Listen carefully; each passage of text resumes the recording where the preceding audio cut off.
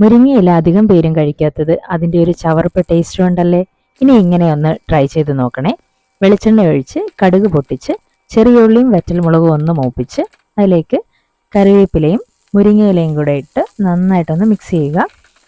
2-3 second മാത്രം മതി. ഇലയുടെ കളറൊന്നും ചേഞ്ച് ആവാനായിട്ട് പാടില്ല. തേങ്ങയും ജീരകവും മഞ്ഞൾപ്പൊടിയും ചെറിയ ഉള്ളിയും അരച്ച് വെച്ച മിശ്രിതം നമ്മളിതിലേക്ക് ചേർത്ത് മിക്സ് ചെയ്യുക. ഇതും ഒരു 2-3 സെക്കൻഡ് മതി. ആവശ്യത്തിനുള്ള വെള്ളവും ഉപ്പും നമുക്ക് ഈ ടൈമിൽ ചേർക്കാവുന്നതാണ്. ജസ്റ്റ് ഒന്ന് ചൂടായി കഴിയുമ്പോഴേക്കും നമ്മുടെ സ്വാദിഷ്ടമായ കറി റെഡിയായി കഴിഞ്ഞു കേട്ടോ. ഉടനെ തന്നെ ഇതിനെ മറ്റൊരു സെർവിങ് ബോളിലേക്ക് നമ്മൾ മാറ്റേണ്ടതാണ്.